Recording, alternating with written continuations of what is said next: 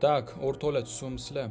Virtual coin'i buni o'zi anchadan beri ko'zlab yurdim sotib olishni va mana shu yaqin tanishlarimga, shu offlaynda o'qigan tanishlarga aytdim. Mana shu coin'ni ko'rsatib turinglar, mana shu coin'ni o'zim sotib olmoqchiman va sotib olishni maslahat beraman deb aytgan edim. Chunki nimaga? Qaranglar. Har bitta narsaga sabab bo'ladi. Bu osmondan olinmaydi. Bu просто tak sotib olma yoki bir mana shu coin'ni yo'qotdi degan narsa yo'q. Sabab bo'lishi kerak. Men sizlarga hozir tushuntirib beraman. Nimaga unaqa aytdim va вообще-то o'zi nimaga bu o'sib ketdi? Shu haqida xolis mana gaplashamiz. Xo'p, общий oladigan bo'lsak, qaranglar. Buni olib tashlaymiz. Bu shart emas. Hop, qaranglar. Общий daily kunlik time frame ni ko'ramiz. Katta bu yerda ko'rishingiz mumkin. Impuls bor, tepaga katta impuls bor va bitta katta retest, ya'ni pastga yuryapti. Va mana bu zonalar bizga вообще kuchli zonalar hisoblanadi. Mana bu order blok bor misol uchun bu yerda. Pastida liquidity zona bor, to'g'ri, lekin mana shu zona ham mana bu zona ko'taradi. Juda katta ehtimol bilan, chunki bu kunlik time frame da, bu katta time frame da hisoblanadi va mana shu joydan impuls olyaptimi, ikkinchi marta keldimi, ko'ramiz qana holatda, nima FV ga bormi bu yerda, misol order blok bormi. Order blok yoki FV ga bo'ladigan bo'lsa, o'rtoqlar, bilinglar shu narx, shu imенно shu zona ko'taradi yana bitta tepaga. Va bu yerda nima bo'lyapti? Tepaga ko'taryapti, ko'rishingiz mumkin. Birinchi sabab shu mana. Order blokka kelyapti va biz nima qilamiz? Biz kirish nuqtasini ko'rish uchun low time frame da struktura, ya'ni tepaga o'zgarganini ko'rishimiz uchun biz kichkinaroq time frame kirishimiz kerak bo'ladi ekan. Ishda katta time frame ko'rib bo'lmaydi. Endi hozir sizlarga ko'rsataman bitta narsani, mana qaranglar. Bu yerda ko'rishimiz mumkin, narx mana yig'ilib pastga yurib kelyapti. Ya'ni 4 soat time frame da narx pastga qarab yig'ilib kelyapti. Va kichkina range, ya'ni bitta joyda mana yig'iladi, narx yig'ilib qoladi. Va yig'ilgandan keyin o'rtoqlar bitta tepaga chiqyapti-da, tepaga chiqib bitta pastga retest bo'ldi o'sha mana. Va mana shu o'zida yana ozgina o'ynayapti, ko'rishingiz mumkin. Bu yerda mana bu zonada o'ynadi ozgina. Mana shu zonada ozgina o'ynab, bitta tepaga chiqib, mana shu zonaga kirib oldi va mana shu zonada yuryapti. Va men plan qilyaptim. Mana shu range dan chiqsa, ya'ni hatto mana shu yerda FV ga bor. Ko'rishingiz mumkin, pastda mana FV ga bor. Mana shu pastda FV ga bor edi. Mana shu FV ga kelsa, men sotib olaman deb plan qildim, даже buy limit qo'ygan edim. Mana shu zona kelsa, avtomatik mana buy limit ishlashi kerak edi, lekin nima bo'ldi? Bozor enter bergani yo'q, ya'ni imенно mana shu zonaga kelmadi. Ba'zi bir holatlarda shunaqa bo'ladi. Misol, kirish nuqtasi uchun kirish uchun bozor bermaydi. Chunki bozor biladi-da, ko'pchilik mana shu zonada limit qo'yganini biladi. Shuning uchun bozor odatda mitsa bo'ladi. Mana shunaqa zonalarga ba'zi bir holatlarda kelmaydi. Xo'p, biz endi shunda nima qilamiz? Xo'p, kelmas ekan, endi bo'ldi, o'tkazib yuboramiz ham. Yo'q. Mana shu zonadan chiqib ketishini kutasiz. Qaysi tarafga chiqib ketdi? Misol, tepaga bitta chiqdimi, otib yordimi? Siz retest, ya'ni pullback bo'lishini kutishingiz kerak. Ya'ni bunda tepaga narx yuradi-da, bitta orqaga qaytib beradi. Orqaga baribir qaytish kerak.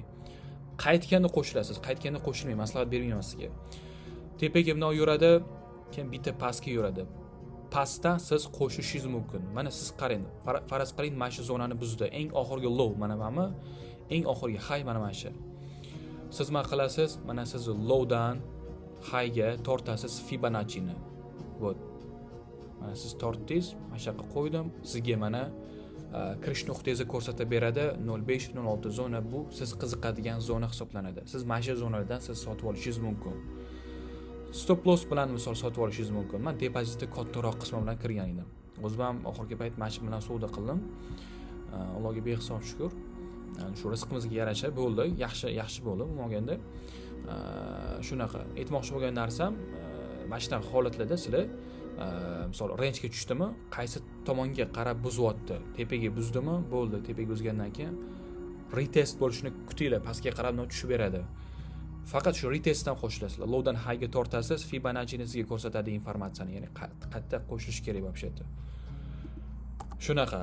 Вот tepaga yuryapti yana aytagidalik. Tepada вообще buni ko'ramiz o'zi, nimaga yurish kerak вообще. Buni qaraymiz.